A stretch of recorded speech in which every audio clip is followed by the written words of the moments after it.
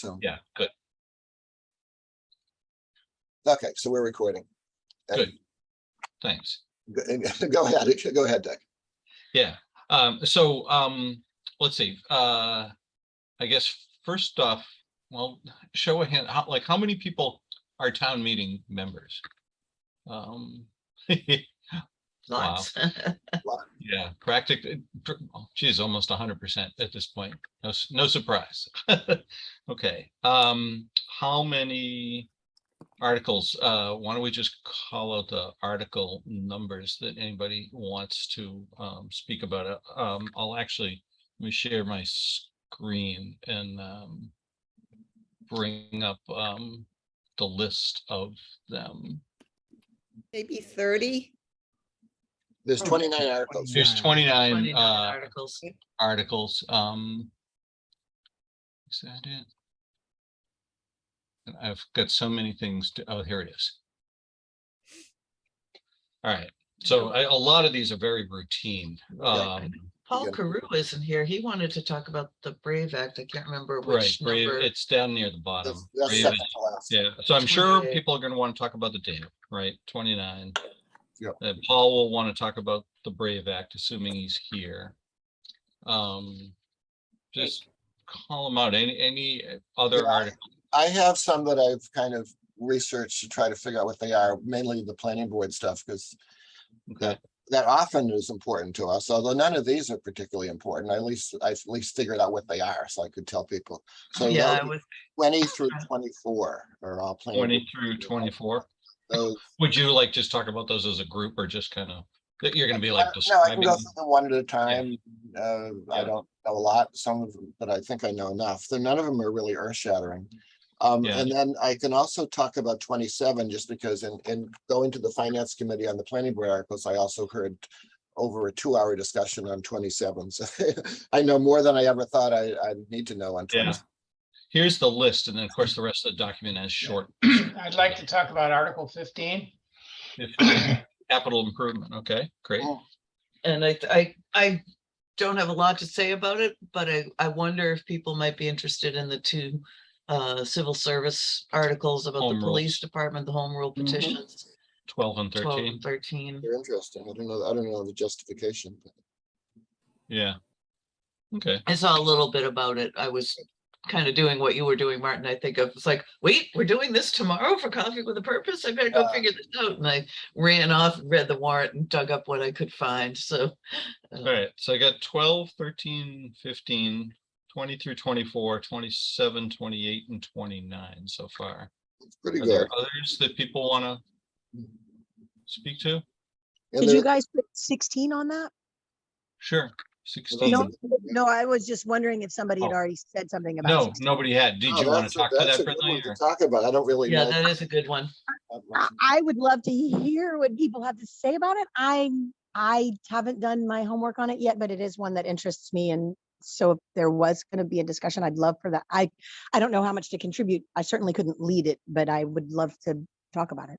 Yeah, I know it's been kicked around in the past. So yeah, it is an That was- interesting one. Yeah, we may find some articles where there's no experts. We can just all say what we have to say, or Yeah. Well, I mean, or that's even the quite a healthy questions. list. Why don't we wade right in then? And let's see that. Unless anybody's got a alternate suggestion, I would say let's just go in numerical order, particularly since that will hopefully we'll try to make sure we allow enough time towards the end for the dam. I'm sure people have opinions about that one. So 15, capital equipment Oh, and Ricky's here. She oh, made it. excellent. Ricky, you made it. Hooray. Had a little yeah. Yeah, I went through that Article 15, all 90 pages of it. And I was dismayed by one thing, and that is well, several things actually. One, it's poorly written. And again, I know it must have taken hundreds, if not 1,000 hours to prepare this. But there is no, there aren't good explanations for why they want things. Sometimes it's cut off in the middle of a sentence. And there's some typo type weird things in there with the fonts. But my main concern was that the vehicles are just identified for replacement with no indication whether they're hybrid or Electric. electric vehicles. And I had raised that issue in the spring and said, hey, you're not telling us whether these things are electric or EV or hybrid or regular diesel. And, you know, they just ignored me and went on their merry way, and there's no indication whether they've even considered them. So I'm really annoyed about that, and I'm hoping other people will speak up. I'm going to say something, but I'm just really annoyed. I don't know whether there's anything else to share, but that was my issue. Has this come up on previous iterations, capital equipment? It has, and I know that, like, I'm pretty sure the police department, I think there are some police vehicles that are hybrids, and Chief Hicks has actually been pleased with them from what I understand, which I think is Good. great, that will be a voice of experience of, hey, these are good things. I know that the DPW has said, which it seems like it must be the case, that for some of the very specialty heavy duty vehicles, they just don't make reliable hybrids yet. So I think that there are some that we're gonna have to keep pushing, but we're not gonna convert the whole fleet yet, just because the vehicles No, aren't. I get that, Sarah. My main concern is these normal, everyday vehicles that carry stuff around. They've got, what is it? Ford has this fancy big EV The pickup truck. F-150, the So, F-150, the and people 150, rave so about it. It's expensive, if but they can people do rave it, about it. yeah, and if they can do it, we can do it. And if it costs more, you have to look at the total cost for the full life of the vehicle, not the initial capital cost. And then we're going to get pushback on the charging stations, and they just need to install them. There's no question about it in my mind. Yeah, and I know Part of the this, cost. I know this is a battle Jillian has been in the trenches on, but I agree with And- you, Bill. I think it's something we need to push for. Well, yeah, basically we're supporting Jillian if we do that. She's the eyes and ears on ground. Yeah, and I know this is something that's, it's definitely something she's working on, but yeah, I think I agree with everything you said. Okay, just wanted to get that out there. Thank you. Yeah. No, I think Um, it's important. I mean, we have our, our climate goals that the town has been working toward, and God bless Jillian. She's made great progress, but we got to keep Yep. at it. So two things. One, Cindy has politely reminded me in chat that 11 and 12 come before 15 and 16. So we'll circle back to that. And also, yeah, man, I need more coffee. Need more coffee. Kindergarten. Do people have a preference as to whether we leave this document up just so that we have the short descriptions, or would people prefer to be able to see the speaker's face bigger? It somewhat depends on how your Zoom screens are set up. I'm inclined to leave this up as long as people are okay with that. Okay, so back to Article 11 then, collective. Well, and 12 and 13, I guess, were these two home rule petitions. Cindy, had you wanted to speak to 11 in particular? No, Or? no, No, okay. No. So 12 and 13. Sarah, I think. Yeah, I just, I don't have a lot to say about them at this point. They just caught my eye as something that's interesting. For those of you who are new to town or new to town meeting, this issue came up several years ago now in regard to the chief positions in the police and fire departments, that they wanted to move those positions out of civil service. And now apparently it looks like they're doing that for the, everybody but the chief, it looks like. And the little bit that I could find, as I said, this kind of caught my eye last night when I was saying, hey, coffee with a purpose tomorrow, town meeting, I better go figure out what I'm going to talk about.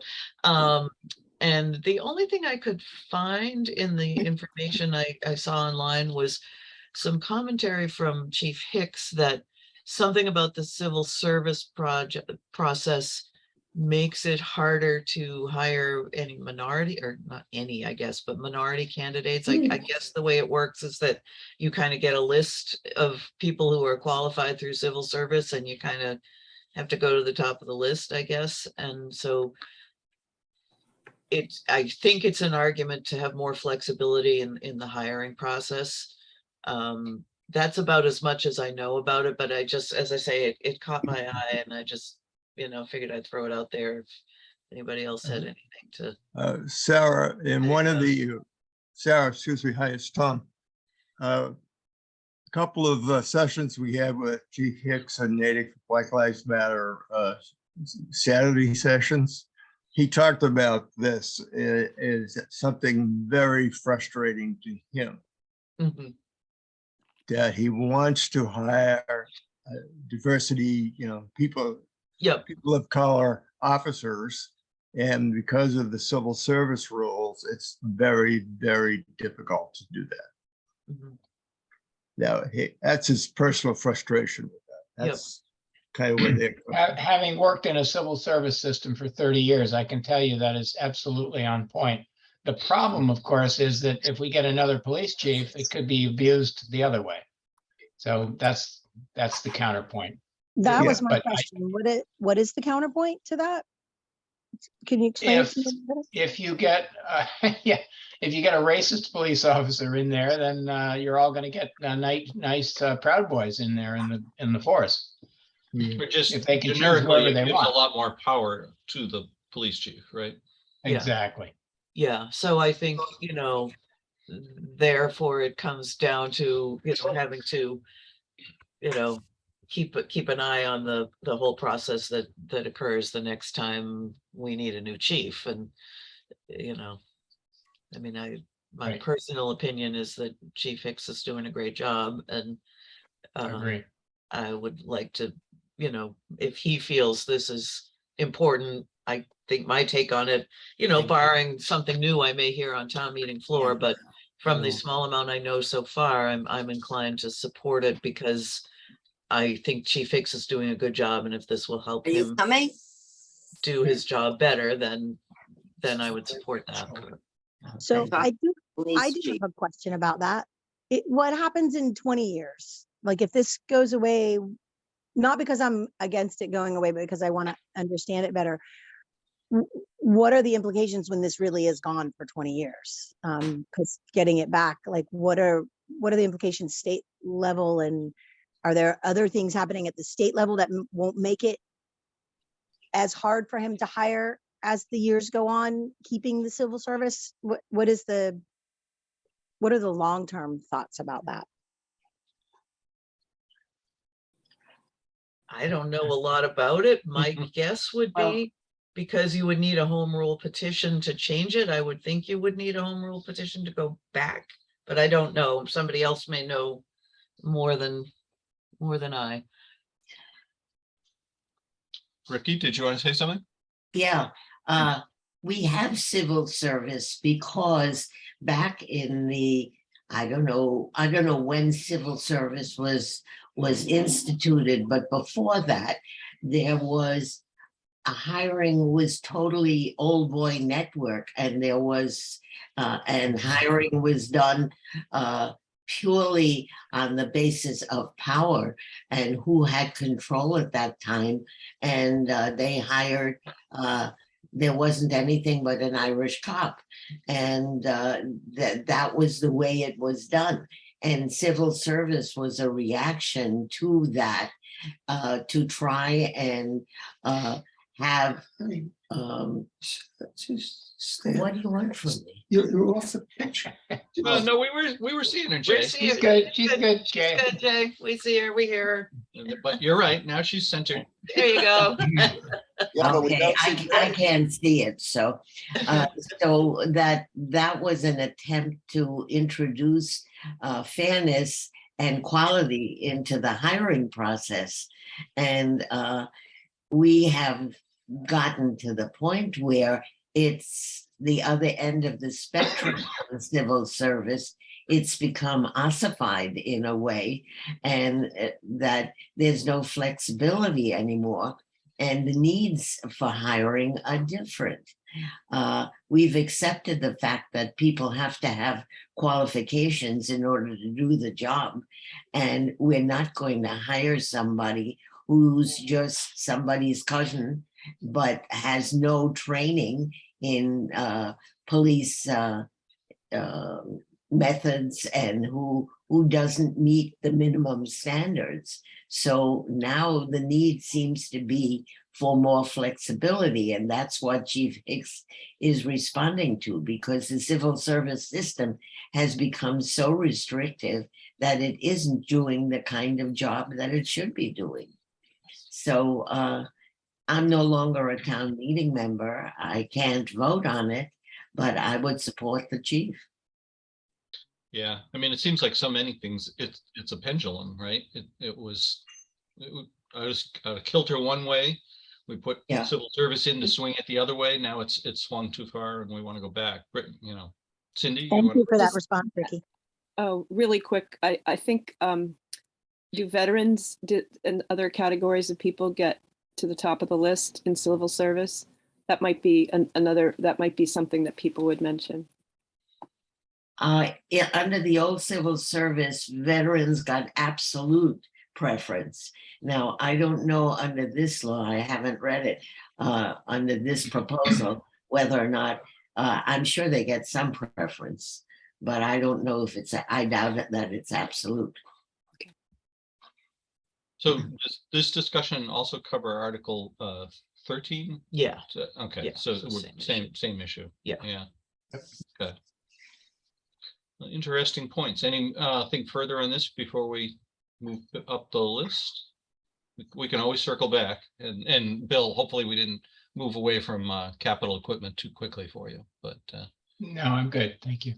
yeah.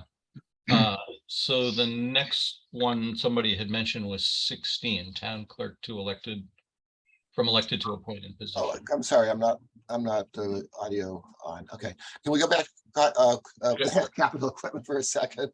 Capital equipment? Just to, Yeah, right here, just 15, to- okay. Just to sort of comment and process. And whenever there's a real substantive change to something, particularly in the capital plan, which is real intricate, it's best to bring it up, obviously, early in the process. Before the plan is, before the article is written. And in the second best thing is to bring it up at the FinCom where they have more time to debate it. But it sounds like it's worth bringing up on town meeting floor, like I think it has been brought up in the past, just so people can keep becoming conscious of it. And I don't think on town meeting floor there's going to be a change made, because there's probably a reason that they're doing what they're doing. But I think it can only help by putting that in everybody's minds and consciousness that there's something to keep in mind. So, maybe consider that strategy at town meeting. Yeah, for people that might have joined late, the point that Bill was raising was an emphasis on using hybrid or electric vehicles whenever possible. So. Yeah, that's a good Definitely. point, Martin, of the idea of trying to, after this town meeting, try to raise this issue as the next round of vehicle purchases is being prepared. Try to get it in early enough that maybe they'll consider. Is this not something that Jillian has been promoting before the description of capital equipment? It is, yeah. Yeah. We My talked point- about that. Yeah, my point, Ricky, is that there's no indication that process was followed. There's no indication that hybrids or EVs were even considered. There's just, here it is, this is what we want. I'm I see. arguing, and I would, I could put Sure. forth a motion on the floor, I suppose, to require them to put that information in, but I think Martin's right. It's too late. Nobody's going to support me, or not enough are going to support me. Yeah, well, But it's just something that irritates me. It's definitely worth asking whether any of these are, and if not, whether they were considered. And I'm sure the answer is going to be that they were considered, but I think it's absolutely worth knowing that and bringing that up. I Well, agree. and the other thing I can do is ask them to put that information in the future in the, It request. doesn't have to be a motion. It's just going to be a suggestion. Are they talking about Right. Article 15? Yes. Yeah, but I think they are trying to be responsive to those kinds of requests. So I think it is worth doing, but Yeah, it I does agree. seem like they've been trying to make the financial information that gets provided to town meeting members, more complete and more transparent and so forth. So absolutely, I think it's worth doing. And at the very least, an explanation of why this is not an electric or a hybrid, why they chose that. Right. Because I think that's important. They have to justify why they're not being more progressive. Yeah. Did Good this one point. already go through FinCom? How many do FinCom have left to cover? How many Yes, articles? I went through their agendas and it looks like they're just over half. I don't know why they have so many left. Wow. And they don't have any more hearings scheduled. I don't know when they're gonna fit in the last, but this one has gone through FinCom. Mm. It was on the 15th. I wonder if it's because so many of them have taken so long. I know that the select board, been delayed because of other conversations as well. So It often seems too that right before town meeting, the poor finance committee has to jam in extra meetings and so forth. So, I wouldn't be surprised if they, maybe the list, because I looked at that list too, Martin, and I had the same comment of when are they going to get to all this stuff? But Yeah. I'm guessing there are just some meetings that aren't on there yet. I had a question. Bill. Yeah. Go ahead, Pat. Bill and Martin maybe could answer. What are other towns doing in terms of increasing their fleets of electric or hybrid vehicles? Does anybody know? I don't. Yeah. Yeah. Because I heard that Lexington or some of the other towns have already applied for, grants for, electric school buses and all kinds of stuff. But I don't know. I'm just wondering if it's happening across the country, with the, I don't know, the Inflation Reduction Act or something, there's a lot more Think support with for the this. school buses, because that's a contracted service, I think that's a little different. We don't own, as I understand it, the town doesn't own the school buses. So I think it would be a case of us having to put pressure on our contractor to get a grant rather than us doing it. But I don't know the details. Move the mouse out of the way. You don't need it. I did want to just take the opportunity to welcome Coffee. Paul with us and also Laura. It's great to see you. I have here. a question. Sure. On 15, what is after available funds or otherwise provide? Where does otherwise money come from? Otherwise provide to implement a capital improvement. Grants. Did you hear that, Laura? Grants, I guess. No, I didn't hear that. Grants? Yeah. Okay. If they get it. Right. Yeah. Well, but we have to apply and be aggressive about it. Mhm. Correct. Thank you. Thank you, Libby. Oh, Okay. my pills. please. This Yeah. is Tom. I just want to, I ahead. support Bill. I think Bill, any of us should bring up a motion about the electric vehicles. Go ahead. Definitely, we should do that because I think the whole country is now kind of like waking up. And so I think you're going to find a lot more people than you think, Bill, who'd be empathetic to that motion. Let's talk about that offline, Tom. It's a good idea. That's fine. Yeah, That'd be great. good. Can we move to Article 16 at this point? Who was it that wanted to talk about 16? that was me. I just Oh, wanted to hear what of course. people's thoughts were about changing that position. And I sort of understand why we're thinking of changing it, but I'd love to hear what people think and what the pros and cons are. And again, for anyone who can't see the screen, this is changing the town clerk from an elected to an appointed. position? Anybody have any inside dope on it? I don't have particularly inside dope, but I think I've heard it discussed before, and the idea, it's a very professional, very skilled position, and making it an elected position kind of makes it political, like a popularity contest almost, and it should be more a professional thing. And then the responsibility of the clerk, to the voters, means that the voters are going to have to try to assess what kind of job, it's usually a she, I guess, she has done, which only happens every 3 years, whereas being responsible to the town administrator is, much more day-to-day oversight. Mhm. So I think it kind of makes sense. The reason I had not favored that last time it came up, which is about 10 years ago, it really had to do with kind of almost a different town administrator and a different political structure. Basically, in our experience with the town council,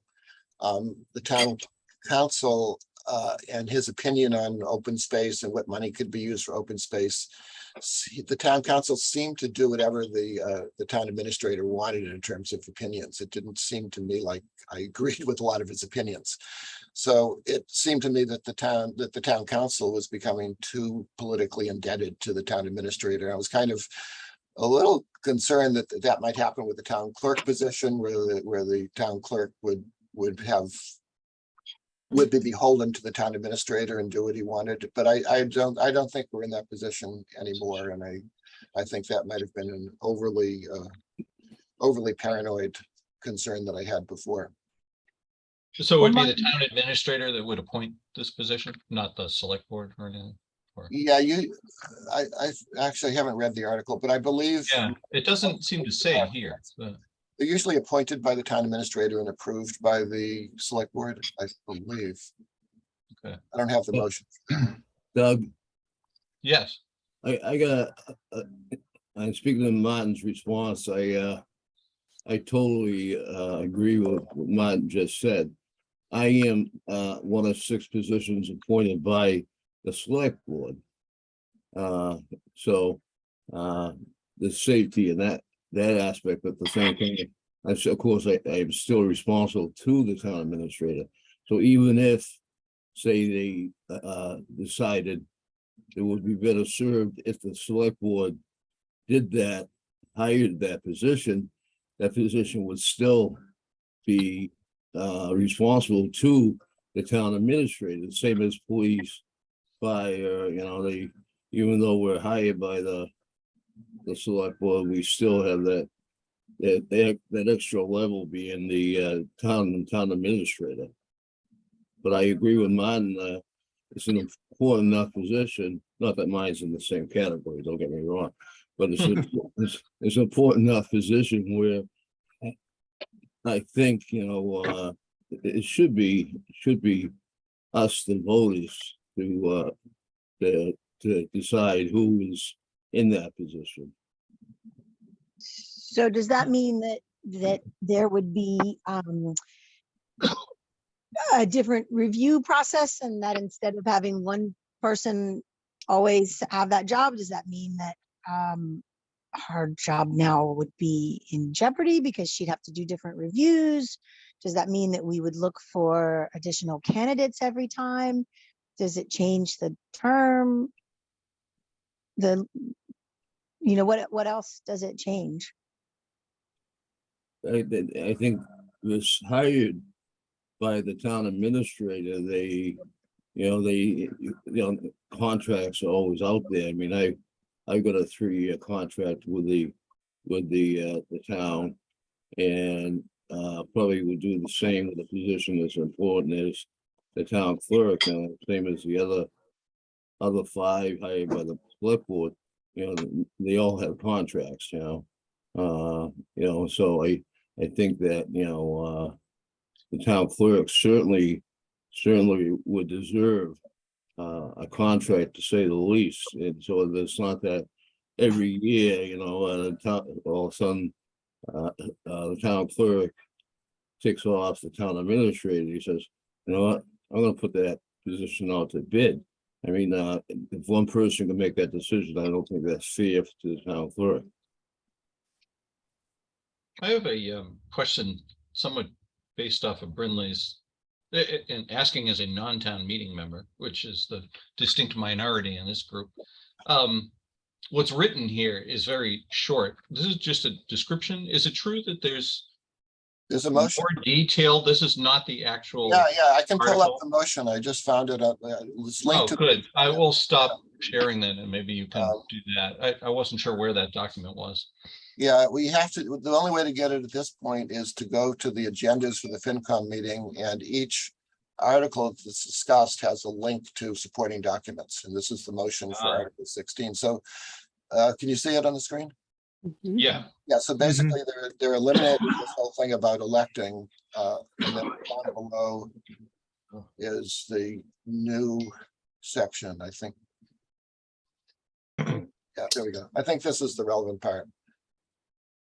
There should be a town clerk appointed by the town administrator for a term of 3 years, etc. So One of the other advantages is vacancy, so that it can be filled with, the vacancy can be filled as opposed to having to wait to the next election to fill a vacancy. Hello? yeah. My question, I have a question.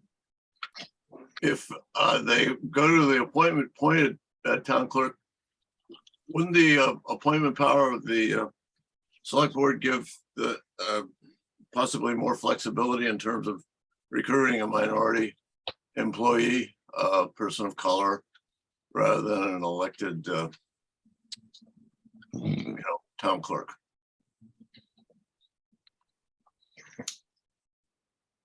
I don't know if anybody can answer. Yeah, well, Hello? no, there's no proposal for the select board to appoint it. It's the town administrator, although I suppose. Can I jump in here somewhere? Sure, Ricky. go ahead. I think some history is required when you look at this issue. First of all, going back into the 70s, we had a very popular town clerk named Ed Devereaux, and he did a wonderful job, and he was very well known, and he, as I say, very popular, and he got elected every time. And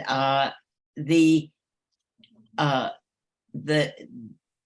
was no question at when the charter was formulated, everybody was elected. Your DPW commissioners were elected. The ballot was huge. It wasn't just the town clerk. It was the library trustees. It was they're still elected, but there were many other positions that are now appointed by the town administrator who didn't exist at the time of the charter. These positions are line positions that require skills, that require, what's the word I'm looking for? Expertise. Expertise, Technical exactly. competence. Thank you. It's early in the morning for me. They require expertise, and they require, in some cases, education that's pertinent, and that's pertinent to. You wouldn't hire a town engineer who had never been to a college and learned his craft that way. Nor would you have a planner, but all of these jobs were elected. And in the role of the charter, what they did was they took those positions that required that kind of expertise. In some cases, they blended them, in other cases, and they all came under the aegis of the town administrator to be what's the word? They had to be vetted, and they had to be, there was a hiring process that didn't exist before the charter. And all of that went into God, my brain isn't working, into the professionalization of town administration. Now, because of the popularity and the personalities and the dynamics going on the Charter Commission, the role of two positions was left elected, that of the assessor and that of the town clerk. And Eddie Devereaux had a good long life and he served in that position. And they never revisited in the 5-year revisit that's required by the charter. Every 5 years, you're supposed to look at the charter and see if there are changes that need to be made. They did it in the role of the assessor, I think, when Don Atherton passed away. But they did not do it in the role of the town clerk. And that position remained. That position had a nice stipend attached to it, where the assessor did not, in my recollection. And so that role, that was the only elected position, and every year, town meeting, or I don't know if it's every year or every every 3 years, they visit the salary. Town meeting assesses the salary of the town clerk. Now that salary has gone over $100,000, and so it's a very attractive job for someone to run for who may not have any of the skills that are required to do the job of the town clerk. And right now, there is nothing that prevents anybody from running for town clerk. And if they can mount a campaign, or if they can put together a couple of cousins and some real muscle behind the job, they can have $100,000 job without knowing how to do it. So that's why I really feel that it's important that we make this an appointed position in the same way as we do any other skilled administrative position in the town. Thank you, Ricky. That's a fascinating piece of history. And I think also it'll serve as a good springboard when we get to some of the last articles too, because there seems to be that whole notion of, do we do things on expertise basis or popularity, or popular opinion basis? That goes to more than just positions, as we'll see as we work up the articles. But I would like to move on if that's okay with folks. Pat had a question. Yeah. He's left his chair, but he had his hand up for quite a while. Who did? Pat. Pat. I thought he had asked it. No. No, Okay. Well, when he comes back, we can circle back to him. Yeah. I think we could get up to Articles 20 through 24. Martin, you had said that you wanted to maybe just at least explain them a little bit. Yeah, I'll do that. I always try to follow the planning board articles, because a lot of them affect. We should decide what to do with the screen. Do you want to? Oh, I'm sorry. Thank you for reminding me about that. Well, can I just, You can probably share the warrant again. Yeah. just out of curiosity, are none of us thinking that 18 is going to be discussed at all? 18, The alcohol, the wine and Oh, alcohol? that's a good one. Yeah, you're right. Bradley. I mean, since we're going in order, I don't need. Yeah, to do we it just right now, hadn't but- mentioned it. That was all. Let's see, 18. That's Yeah, the one to that's- remove the minimum seating. Right now, that article, they're looking at the all alcohol license. They're looking at a home rule petition change, taking away the minimum requirements for seating in these different establishments they're proposing on Natick. What the rationale behind this article is, they want to bring more user-friendly establishments don't want to say piano bars, but whatever they might be to entice native residents, and they go into other communities, for a more relaxed atmosphere without the restaurant bar atmosphere, but just if you might, pub tavern type of atmosphere where they can, sit down, relax, enjoy a little music, whatever it might be that they like. And that was kind of Paul Joseph's rationale in lowering the seating, because these establishments right now, I'm not sure what the exact number is for seating, but most of the establishments have seating of 100 with a restaurant and in some cases a bar. So they want to do away with the need for both.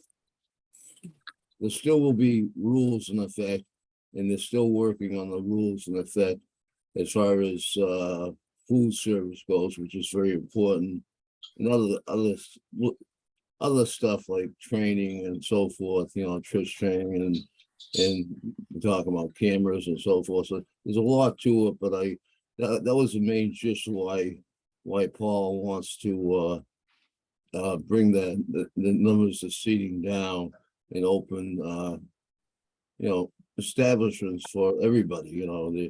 I have a 23-year-old daughter who moved to Natick, and she shares an apartment with a boyfriend here in Natick, and her and her boyfriend want to go someplace to sit down and relax, have a glass of wine.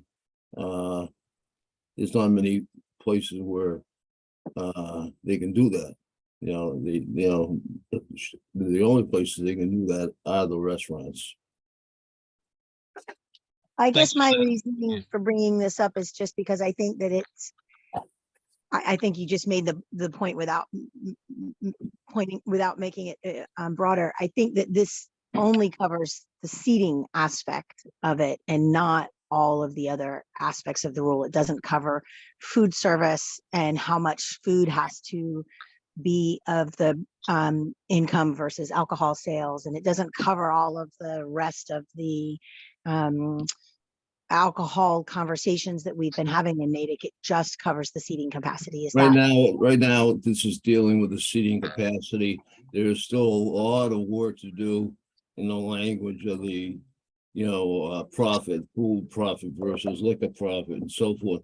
That's all part of the big picture. So those are all items that will be taken up. But right now, his goal is to bring the seating down. And were there arguments against this? Like, I know MAD and a lot of other organizations have been becoming very active in the conversation, but were there any arguments against changing the seating? Because it seems to me like a no-brainer, but I just was curious if there are arguments I can hear. I think pretty much you're right, no brainer, and bring the seating capacity down as it moves further along into the other rules, the sales type stuff. I think there's going to be more debate, more dialogue on that, because I have my own feelings, because like I say, I ran 4 or 5 different club licenses, and I know what I did as a manager, alcohol sales first, and how I control the overpouring and so forth. That's going to be a big discussion for further dates. Thank you. Yeah, thank you for that discussion. Anything else on this one, or should we move on? Let's go up to Article 20 then. Martin, you would, as you described this, you had said kind of 20 through 24. I don't know whether these are those related in a way, or they're only related because they're all planning board articles. okay. And I tend to follow those because they sometimes impact open space. So none of them do this time though. So Article 20 and 21 are basically the same story. Those may look familiar if you read those captions. They were actually passed by town meeting in the spring. But it turns out that the public notice for the planning board public hearing was not done properly for some reason. I don't know what they didn't do right, but the public wasn't notified properly. And if anybody objects, the attorney general may invalidate those. So definitely, people definitely objected to 21 because that has to do with the whole mall and the possibility of, I guess, the biolab thing. So there was a lot of objection to 21. So the attorney general is going to probably throw that one out, and that's going to have to be revoted. And Article 20 may or may not be thrown out. It's not clear whether people objected to that one or whether they're objecting to the other one. So that may be thrown out, it may not be, but if it is thrown out, the FinCom is unanimously, it recommends to basically reenact that with the same language that we had last time, basically. So that was already passed by only less than 10 votes against it at the last town meeting. And that would be the same thing this time. The same with 21, there were less than 10 votes against it. That would be reenacted. That would probably need to be reenacted at this town meeting as well. So before you move on, does that mean that now this Article 21 is on again? Does that mean that we've now given all of the right timing and notices and everything so that when we vote this time, it can't be overturned? Is that what I'm understanding? That's what Amanda Loomis said, who's the community development director. She assures us that the proper notice was given this time. Okay, great, thank you. Yes. Hopefully they'll be more careful from here on in, because it's kind of ridiculous to have to go through all this and then have to redo it again.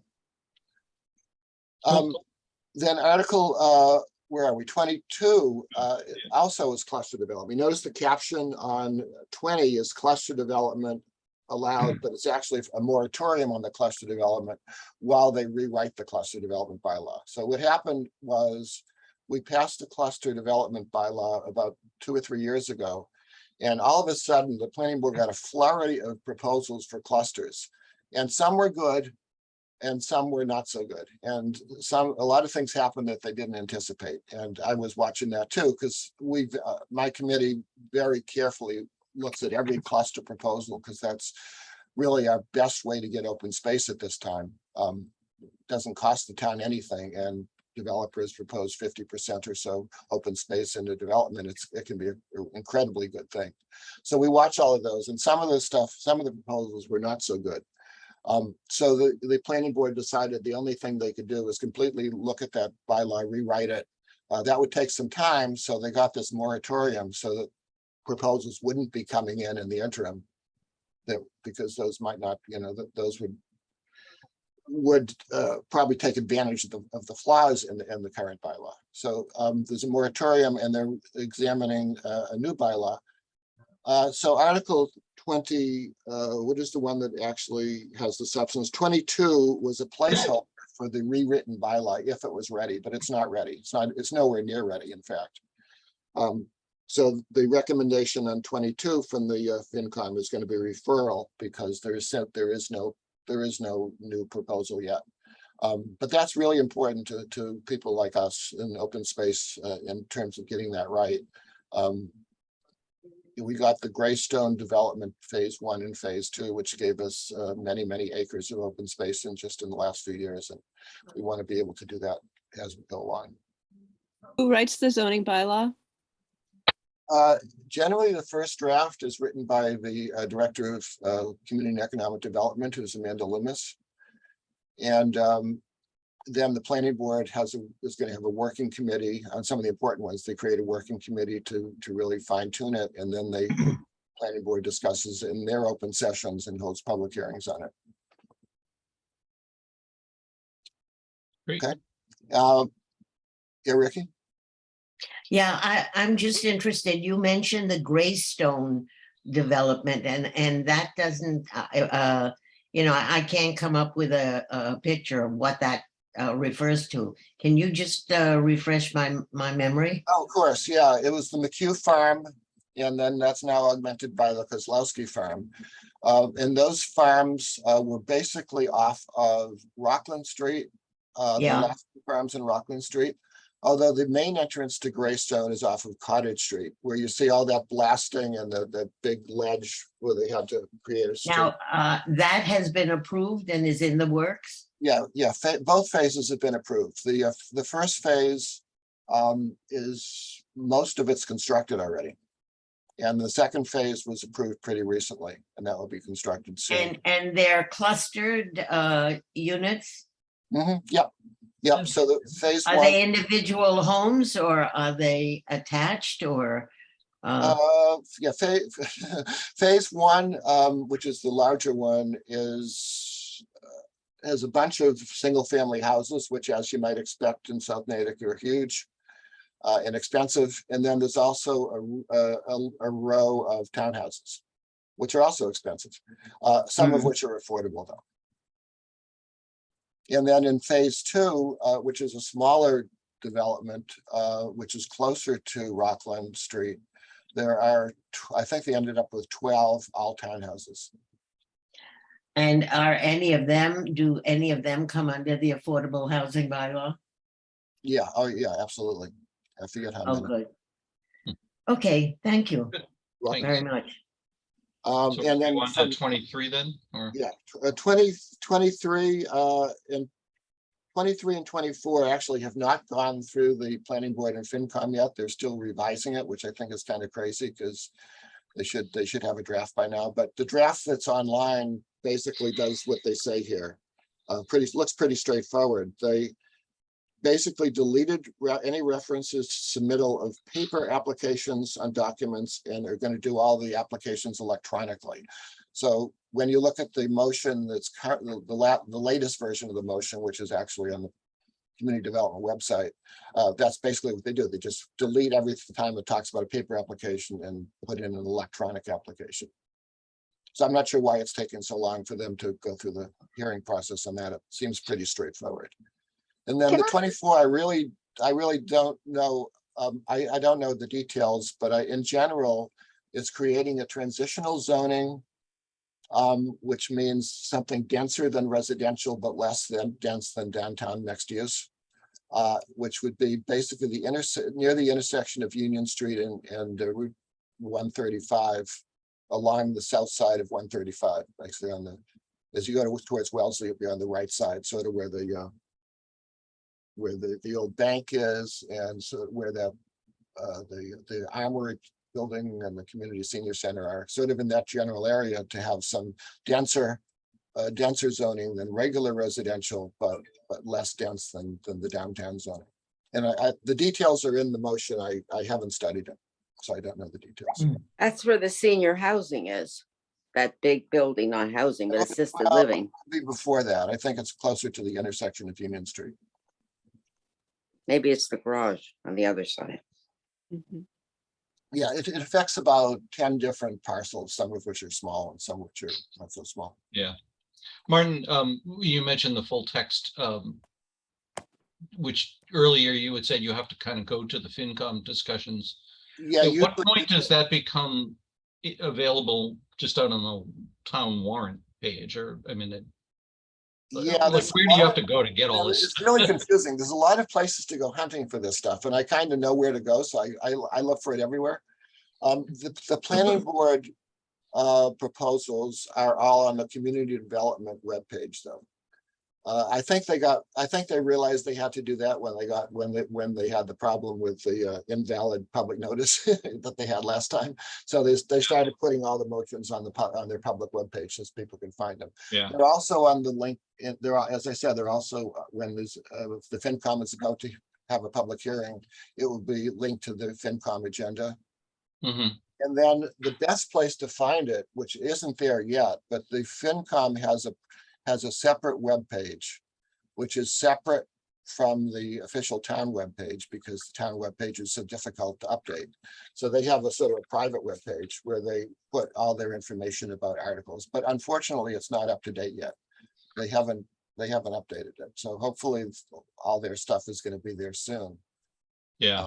I can put the link to that because it's hard to find otherwise, but as Yeah, I I be was useful. looking, I Does was it- looking at it last night too, and yeah, there's not much there yet. Yeah. I mean, I Yeah, know eventually it all comes out in the giant book, Yeah, but eventually it that's comes out pretty in the close book. to the start date of the meeting. Although this page will have a lot more than that, because it will have all the submissions that people made. Any sponsor will submit, they have to submit a questionnaire. They call it the standard form questionnaire. So they have to do that, and that's all there. And any other supporting documents are going to be in this page. So this page is a great way to find a lot, even more information than you'll find in the FinCom book if you're really looking for that type of information. Usually I don't have the patience to really study a few articles in depth. I can't read this on every single article. Yeah. I'm going to put that link in the chat, and I think In the chat. that's the Thank last you. I'm talking about right now, so I can do. Good. All right. Can we move on to 27 then? I think 27, 28, and 29 were the other Doug, can I, three. Yeah. can I Brendan? ask Martin one quick question before we move on? Just with the Article 21, because there was so much objection, do you think now that town meeting is going to change? Do you think that there will be enough objections to make a difference, or is it still going to pass? For the overlay. Oh, I don't see why it shouldn't pass. Okay. Yeah, That's all. it was kind of funny because we thought there was a lot of resistance to it because it somehow got tied up into that whole bio lab controversy. Right. But it's not really involved. It's basically just taking the zoning that's in the mall itself and extending that to the rest of the Golden Triangle area, which would be like south of Route 9 and the what is that called, Sherwood Plaza area. They're trying to make the zoning consistent there. Yeah, I understood all that. I just didn't know about all of the People- objections. If you I thought, don't know who. There was a lot of pushback, but then it passed with over 100 votes and less than 10 votes against. So I guess in the end it was people. gotcha. Thank you. So 27. Yeah, I was going to talk about that one too. Okay. That was only by accident that I heard 2 hours of debate on that. So this is a Pinewood and Hillcrest Ave. They're actually in the same area that I was just talking about. It's in the Cottage Street area, near Farwell, a little bit north of Greystone, in fact. So there's two unaccepted streets, and the people wanted the streets accepted. So I thought this was kind of a no-brainer. So why doesn't the town just do it? Yeah, but apparently it's a much more complicated issue. It's costly for the town, first of all, to do the survey. So what they're looking for here is they're only looking for $22,700 to do a street survey, which will allow the people on that neighborhood to then petition the town to accept the street. However, the town doesn't want to pay the $22,700. Apparently, if they did it for this group, they would have to do it for every unaccepted street, and then the town would be subject to a whole lot of possible expenses. So apparently this opened up a can of worms, and the town apparently has no obligation and doesn't have the money to do this for everybody who has an unaccepted street. So the people who are on unaccepted streets are basically stuck with subsidized streets. And the FinCom admitted the whole system is broken. How do people get the streets accepted, and how do we get the town to fix up the streets? I don't know.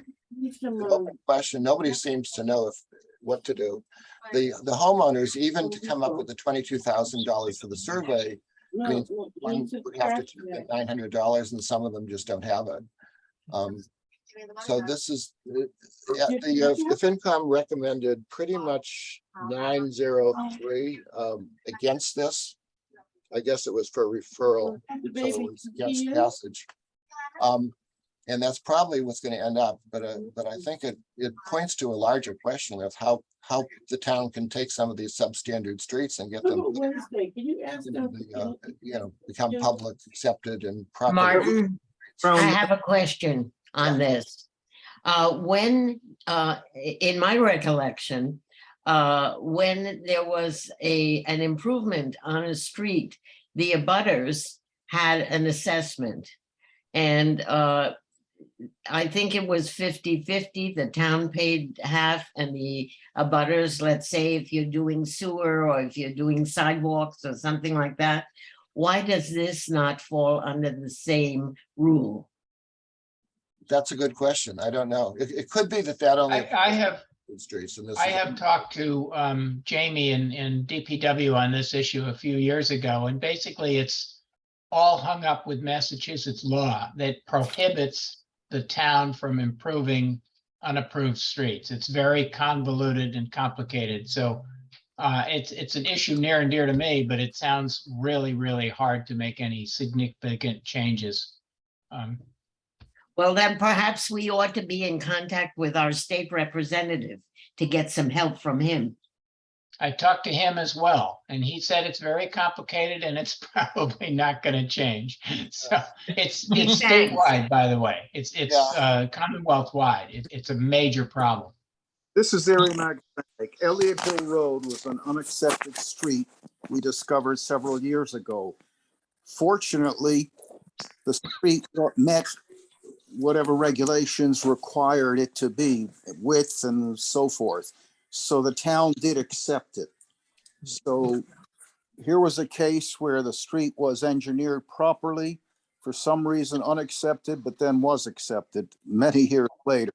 The fault lied with the developer, and I never got an answer as to whether he had a bond, what happened to the bond. That was just swept under the rug because it was a 30-year-old question. I drove these streets after receiving an email from one of the residents. Not only are they unacceptable in terms of condition, but I'd hate to see a fire truck or ambulance try and drive those streets at more than 5 miles an hour. So something has to be done, and we need to find a way, whether we find a way where the residents chip in or not. We have to revisit this question about unaccepted streets, because a street as bad as this one is a real danger to anybody who needs emergency service. Well, I have another suggestion. Since this is a statewide issue, all the cities and towns face it. We need to contact the Massachusetts League of Cities and Towns and see what kind, at their next meeting, that this be an issue that is visited, because it's a problem for everybody, and it needs to be approached at a statewide level, using the mechanism of the league to try and get some attention to be paid to this issue. Now, the state is refunding to citizens, I don't know how much, but under this big refund I hear, I've been in the middle of my moves, so I don't know the specifics, but it would seem to me that if there is a statewide issue that needs help, that this could be one way to deploy some of those funds to those cities and towns precisely for that purpose. It's a good suggestion. Yeah. All right. Shall we move on? I know the last two articles, 28 and 29, I think people are probably going to want to speak to. Thank you. Great. 28 is the BRAVE Act, and Polly, I know you wanted to speak to that one. I'm sorry, I had asked you, I had put you on mute. There you go. Yeah, somebody walked in my office and Yeah. I couldn't keep her quiet. That was Deb Mitchell, actually. I thought I recognized her voice. Yeah. Yeah, so she just left, but so we're safe. So the BRAVE Act has already gone through the select board, 5-0 vote in favor of the BRAVE Act, and it went through the finance committee, 11 in favor, 1 abstain. So it passed also the finance committee. So now it's off and running to town meeting. So here it is. And the people working on that is the assessor's office Eric Henderson has done a lot of great work. Natick police officer has also done some great work. He's one of two Natick employees still serving with the Mass National Guard. So he's got a lot of personal insight to the Brave Act and the effects of the Brave Act. The Brave Act covers a number of different areas. The first area for consideration is the including Gold Star parents and spouses in the tax abatement from the assessor's office, and that's right now,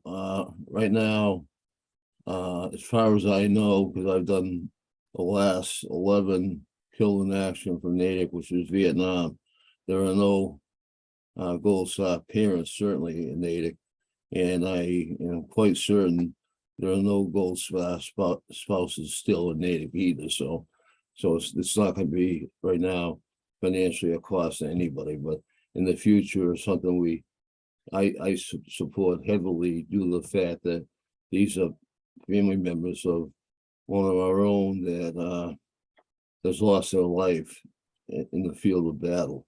So it's very important. The second one is which affects right now only 2 Natick employees, and that is the addition of 23 days to their annual leave for active duty service.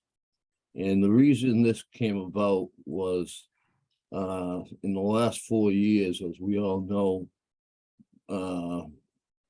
between COVID, between riots, between National Guardsmen driving school buses during COVID, the days of these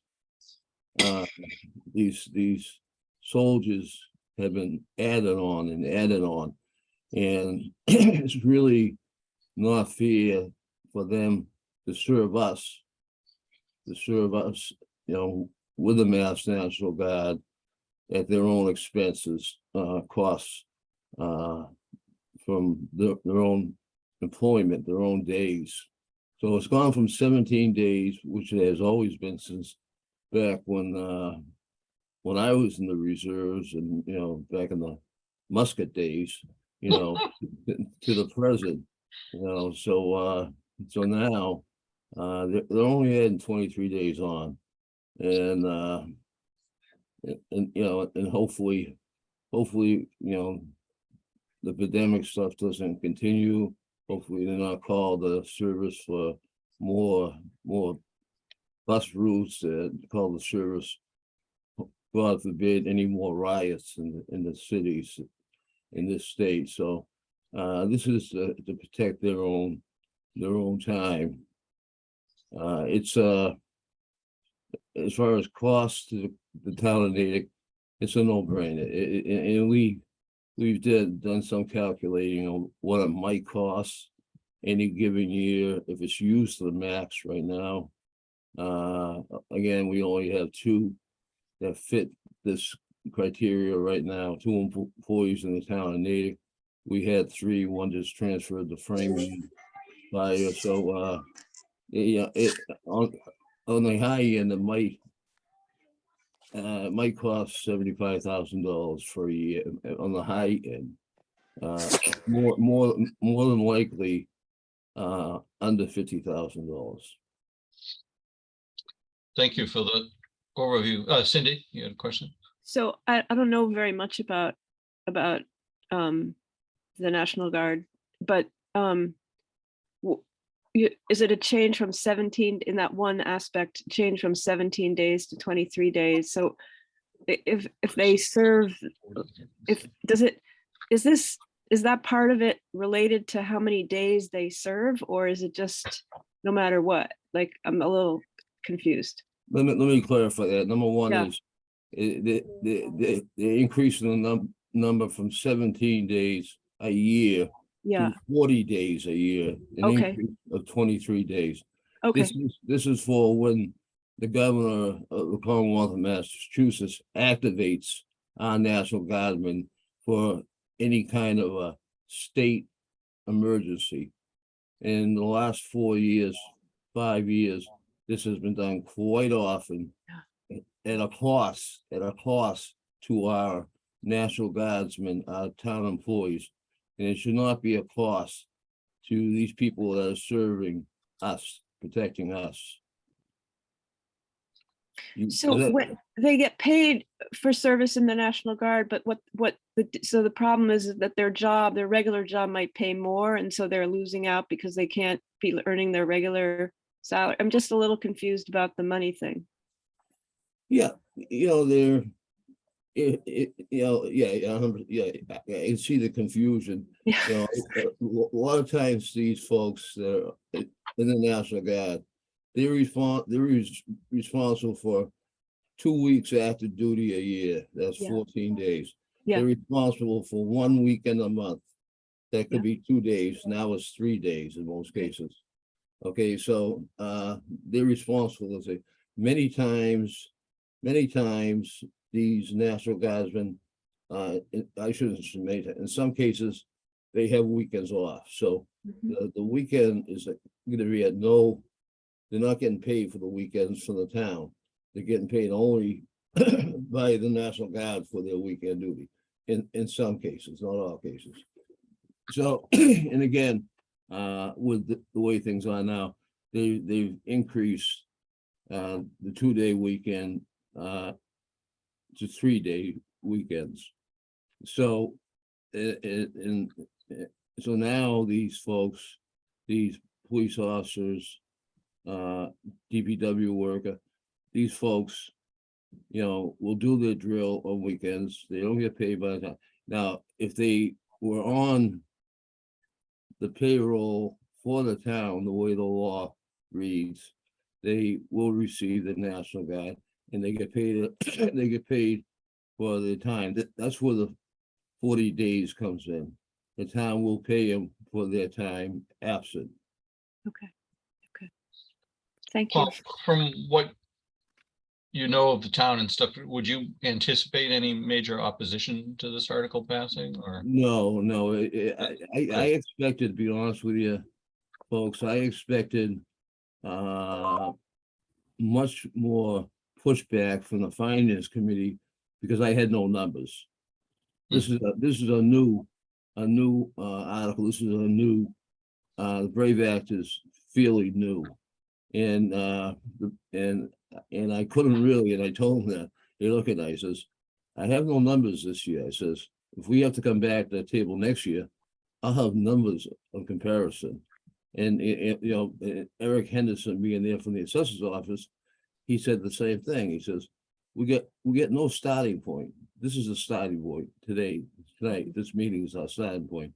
We will have concrete figures for next year. And another part of the Brave Act, which is, I'm actually tomorrow going to Concord Court for a veteran for OUI, and an OUI for a young veteran can change your life forever.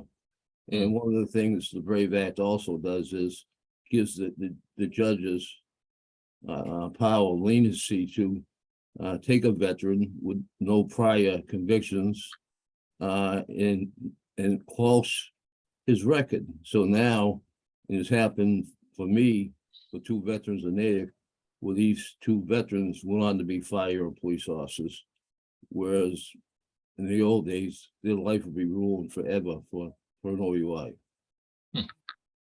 But this is not without programming and so forth and so on. They don't And what is OUI? Operating under the influence. Yeah. All right. Well, thank you for that overview, Paul. It sounds certainly worthy, and hopefully it will pass swimmingly. I think that gets us to Article 29, the Charles River Dam, and I know Brindley has added to the chat a link to the town council's email, I believe. Yeah, I think I've put in a better link, the one Oh, okay. has the file name, but it's not the link. I believe what I just put in is links to that same document. Yeah. Is this the town council's letter regarding this article? I can't see what it is from Yes, across the way here. yeah. But Yeah, the town council's letter, about the motion, I Yeah. think. But we should probably ease into it a little more gently. What this article is. Yeah, well, who wants to start the? Really may want to start. I could. Yeah, I Brinley, do you wasn't want to trying talk to to? start anything. I just wanted to make sure that that was accessible. Thank you, Martin. You did a much better job of posting it than I did. Well, I just wanted yeah. to put that Folks, out I there. got, I gotta jump off for a court Okay. Zoom. Yeah. All right. Well, Thanks. thank you, Paul. Thanks for your explanation, Paul. Thank you.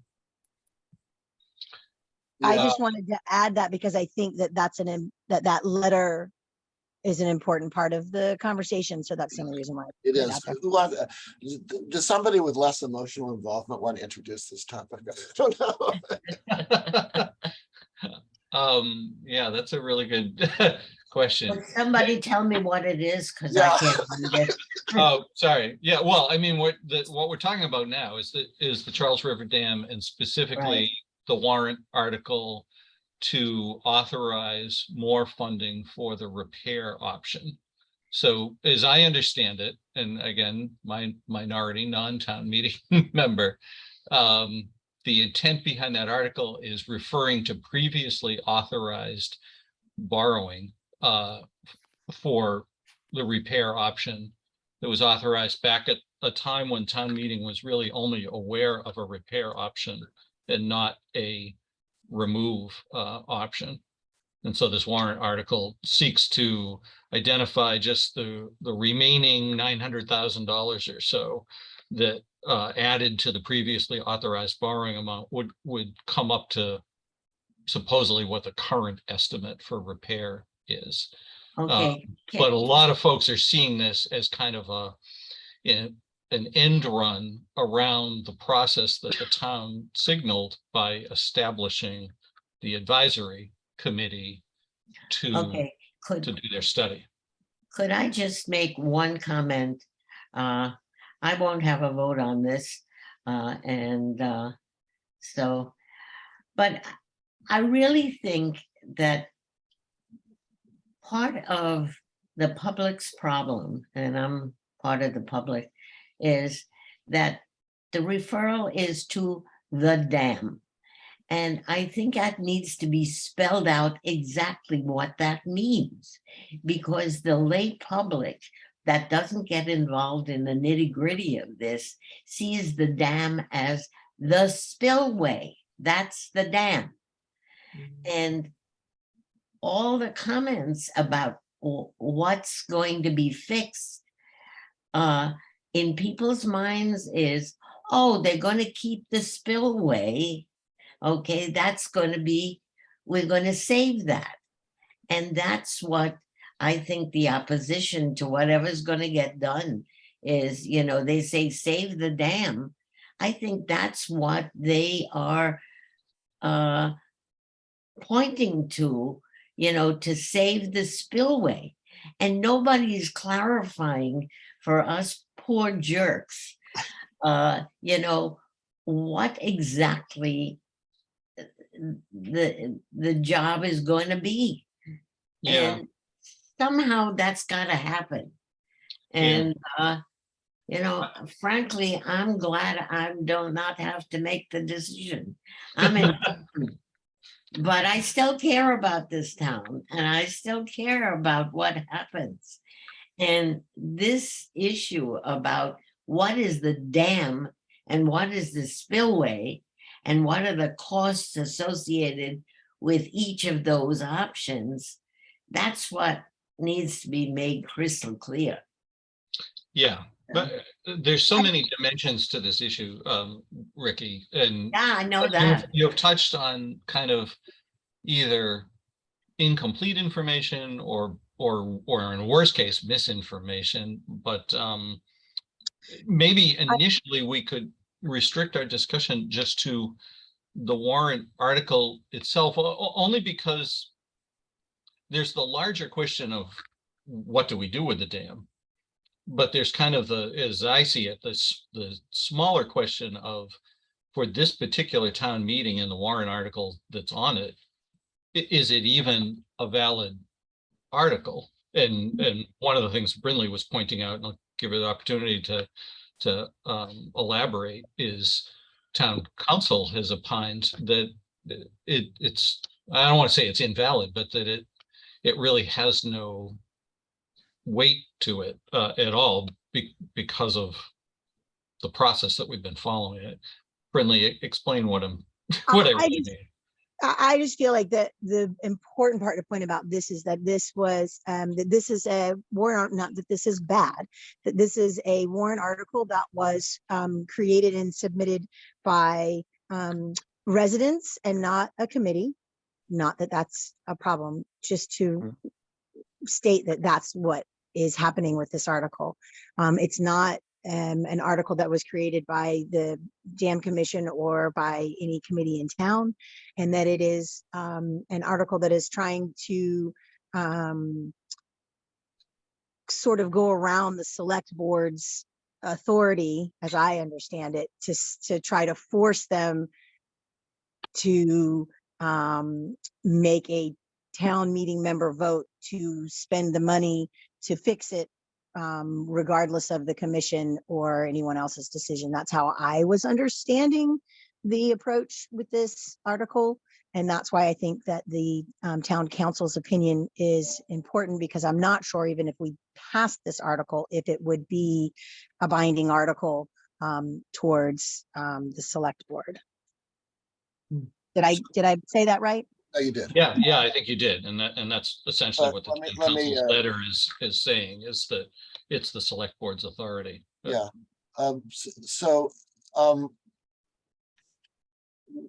You know, what happened at the select board, the meeting, when the select board discussed this, and then when the FinCom discussed it, was interesting. But I think Saul Beaumont, who's the sponsor, accepted the town council's decision or opinion. And he realized, he acknowledged that this would not, if town meeting voted this, it wouldn't usurp the select board's authority to make the decision, which is pretty clear at this point.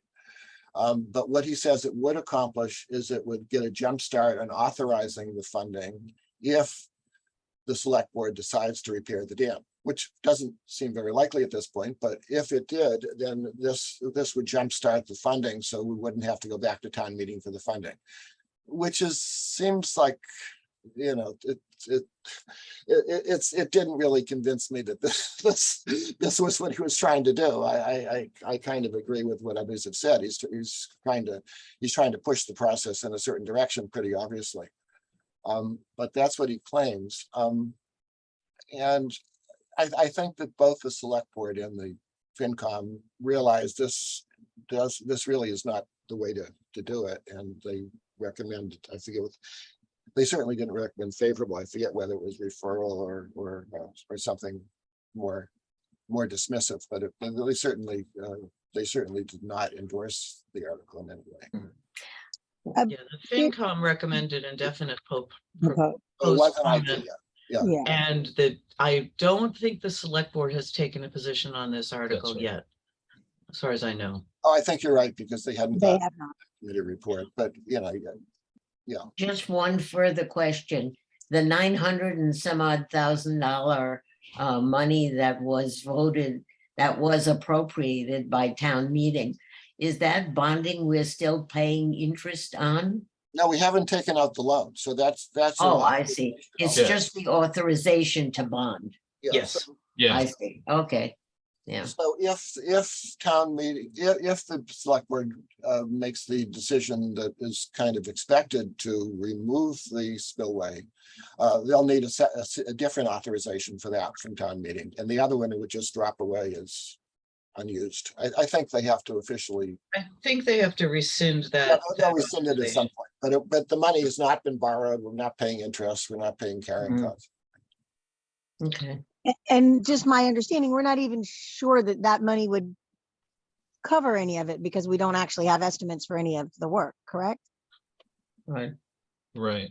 Yeah. I mean, one thing that the report was pretty loudly, that sentence just disappeared.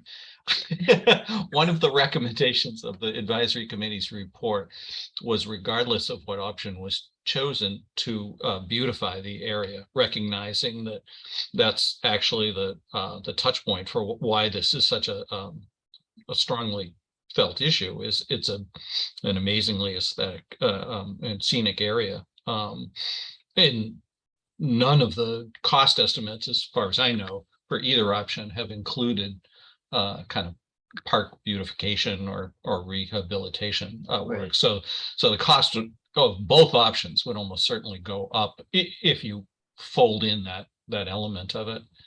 I would like to really make sure that we do at least take the opportunity to invite Laura or Ari, if I'm pronouncing your name correctly, to speak, just because, you know, you're not folks that regularly join us. We're super happy to have you here. Welcome. I feel authorizing money before you have made a decision is a silly thing to do in the first place. So I'm not very much in favor of the article. Yeah. Secondly, with regard to the area,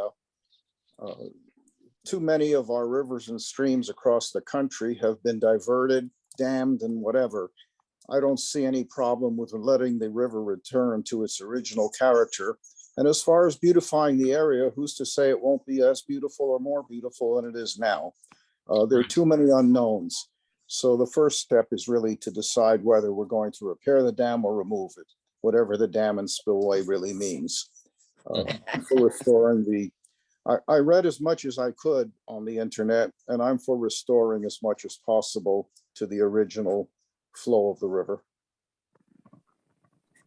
Thank you for that. Laura, anything to add? Or? No, I don't disagree with Erie. We've talked about it so much. It's Yeah. Well, it's an old subject here.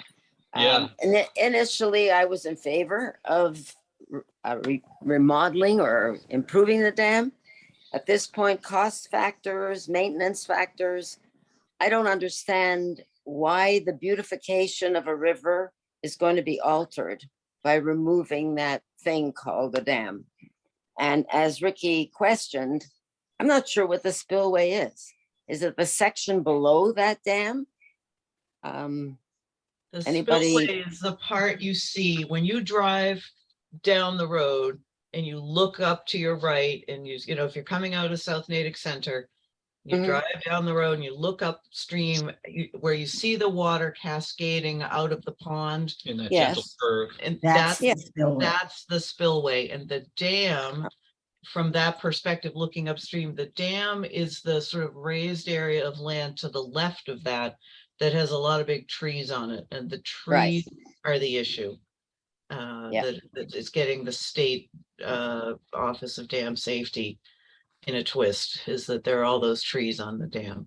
Yeah. Well, it's interesting that you comment of the beauty from the street. Actually, the beauty is looked at from perpendicular to the river. Well, I find on the it side behind the library or across the I just street. find it easier to explain to people what the spillway is. Okay. In particular, Yes, is the place where the water cascades out. That's the spill. I just find that an easy I way understand. to Thank you. explain to people. There's a what- little island type of thing is what you're, There is a little island, but the spillway itself is Spillway the is what it structure. is, the- You know, sometimes you drive by and you see all the birds lined up right at the top of the waterfall. yes. That's the spillway. Oh, okay. So it's the top of the dam. Well, you know, Okay. the spillway is colloquially called the waterfall or the falls. Yeah. And Got it. it's in terms of working on the dam committee, we've sort of adopted the technical engineering term spillway, but Spillway. we'll still call it Okay. the waterfall. Thank you. So Laura, Laura just and to be Erie, clear, sorry, Laura, the spillway, if you're driving south, the spillway is the part where the water comes over. And if you keep going and you were walking along the shore, that next whole section, that little park with all the trees, that is the dam. That's an earthen dam. And that's the part that the state says that's not safe. Correct. The part with all the trees. Right. Yeah. But, And the picnic benches. yeah, No, the benches next to the library. well, you're No, right. under the There- trees, there are. There are benches on the library grounds as well. Yeah. It's a really good point, this discussion. I mean, because it isn't the earthenware dam that would be getting removed anyway. It would be the, it would be the spillway. The that would be earthen getting- mound Yeah, is going to be there under both plans. Under the repair plan, the mound will be there with no trees on it. And under the removal plan, the trees will still be on the mound and the mound will be there. but the spillway. But would the be Although gone. spillway I have to the say that water. if I was coming up with a lawn sign slogan, I wouldn't do save the spillway, save the dam just sounds better. But yeah, people do have to understand. Exactly. But it, you know, it's to the point that Ricky made at the outset.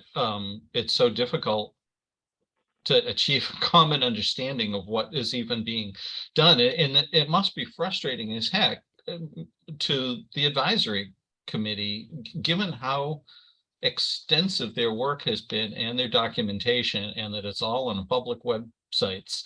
But that being said, you need to have a lot of time available in your life to read through all of that material, and we live in a soundbite world. You do, although I always recommend to people, if they only have a half hour and they want to learn the whole story, come to the, go to the Coffee with a Purpose session where we discussed it, because Jillian, with a little bit of my help, but mostly Jillian was able to give the whole story in a half hour on the. Yeah. And That's I actually a would- really good point. I really agree with that, Martin. That was a fantastic presentation.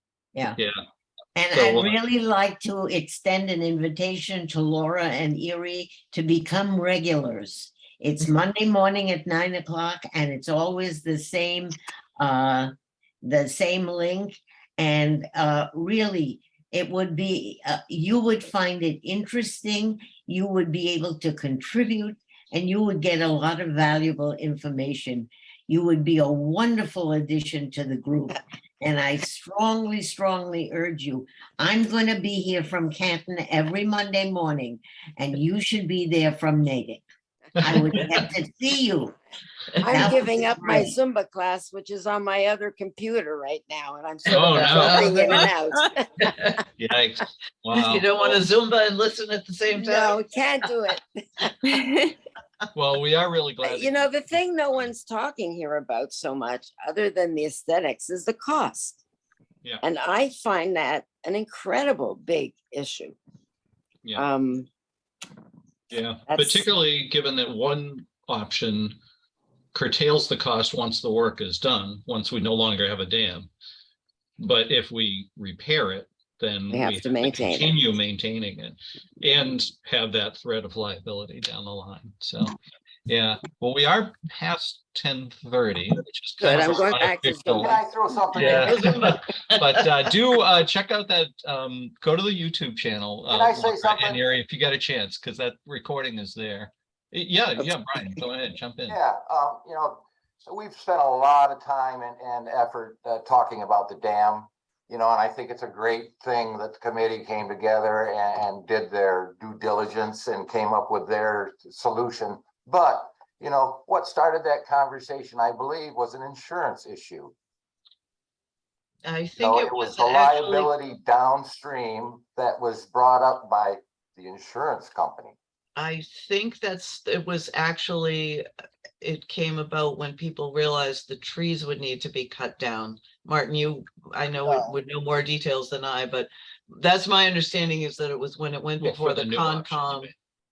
for the repair option to get Concom approval to cut all those trees. That's when, Well, however that came about, it was. It came about because of the inspection reports that showed it was in fair condition. So, Anyway, didn't the removal option come up because Right. of the tree? Yeah, but that's not what Brian was Oh, asking about. okay, I sorry. don't think. Yeah, and so I'm saying that issue was an issue looking for answers. You formed a committee and it's come forward and that's pretty much done from my point of view. But what brought that conversation into the forefront and all this effort, I think, is paramount to the conversation. And it was a health and safety issue.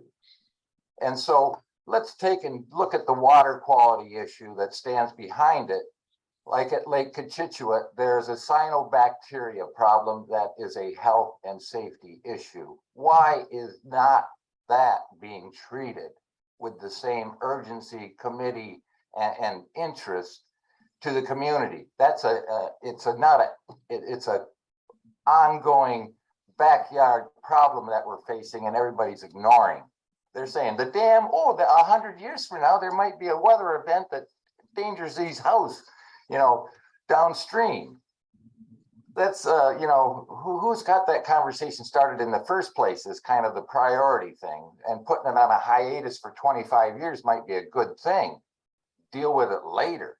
In the meantime, work on something that's really important and affecting us all, and we're ignoring it. Water quality, runoff, nutrient loading, settling ponds. Look at the work that's being done on 27 on Snake Brook. That settling pond there has been sitting there for a year. Are there any plans for it? Nobody knows. Nobody focuses on that. There's no conversation being done. There's no issues and answers. It's just waiting to happen. Yeah, And it's they're not in a happening. different regulatory and environment, I guess. Cindy, did you have a? Yeah, question? Brian, I listened to Jim and Marjorie on WGBH. I don't know if you ever listened to them. Oh, yeah. And every month the governor comes on. And so last week I actually sent an email saying, Governor Baker, how come, we have, Lake Cochituate and all these other, I found the report where it's class 5. I don't know very much about it, but nobody answered. But I would think that if you could get the issue of not just Natick, but maybe Lake Cochituate as an example on that show, whether the governor is on that day or not, that you would start to build citizen awareness of what's going on. Is that something that you've thought about? Oh, I've thought about tons of things, and it's really hard to get traction. Everybody seems to kind of blow it off with it, kind of like, oh yeah, that's a problem, and we'll think about something else, because that's kind of one of those problems that really requires a lifestyle change a little bit. And so, it gets kicked down the road. And I think, equity of the issues of the park usage and the major effect that it has on the underserved communities, they're put at hazard because of the lack of vision of the town, saying, oh, we got to worry about these homes downstream on the Charles River rather than these people at the Lake Cochituate. There's quite a strange division being made there from my point of view. And I wonder, how did that come into place?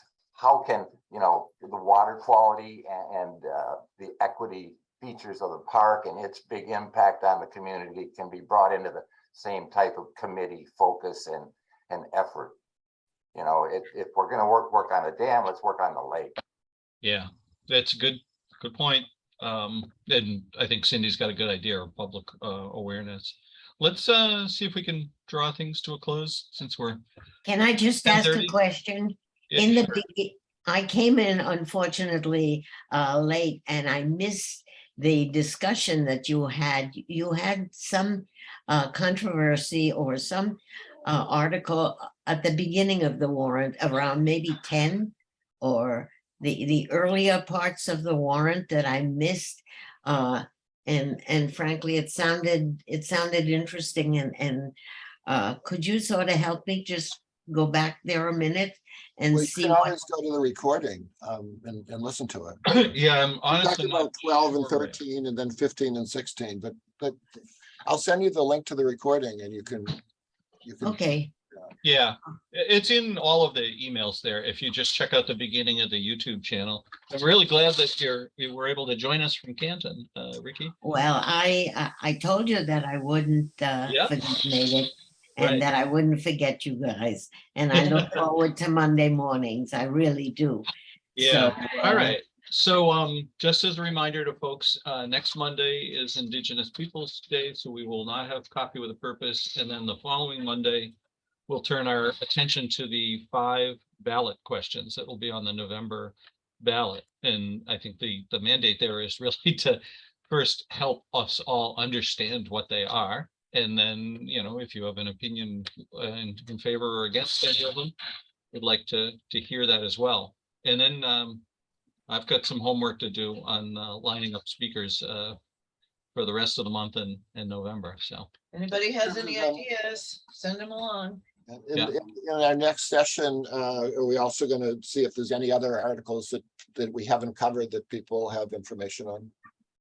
oh yeah, sure, we could start with that, I guess. Yeah, there's a few that we left Yeah. out. Right, yeah, we had only asked about the ones Yeah. people wanted to speak to, but maybe there are others. Yeah.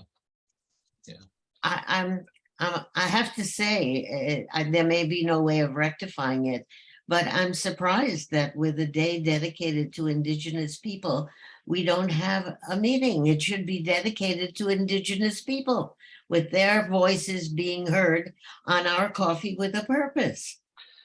It's don't probably understand a why really that- good idea, Ricky. It's been the tradition that we've taken most holidays off, but I do hear you. Yeah. Honestly, now that Natick we is even doing have a a- lot. Yeah. Your idea sparks, or your question sparks, observation sparks an idea. Okay. Of contacting the Natick Historical Society. They've been doing a great job hosting a series of talks on the history of the founding history of this town. Yeah, but we have real life people, Indigenous people. who Exactly, live here. exactly. So we Right. don't have to go to the paper track. We can have Indigenous people Yeah. using their I- voices. My book group, I think September or October is Hispanic Heritage Month, and then November might be Indigenous Peoples Month. So a whole month and not just a day. So Oh, well, let's use it. because Yeah. my book group is trying to sync in with that. We just, I think October is Hispanic, and then or Latino, and then November Indigenous. Well, And there are I like people. that idea. I went on a special walk down in Boston where there's a beach. There's a site, a sacred site, and there were a couple of people from a tribe, I think the Wampanoag tribe, who came and spoke about that particular site. And these are people who make it their business to share their experience today and what they know, and their chiefs or their elders within the tribe. So there are people like that around, and maybe Ian would be a link to, because he's quite interested in that. Yeah. Yes, I Actually, would suggest he would be a good person to start with. I'll also point out that the church on the other side of the common, First Congregational, is having an Indigenous speaker at our worship service on the 16th. So not Okay. this coming weekend, but the weekend after.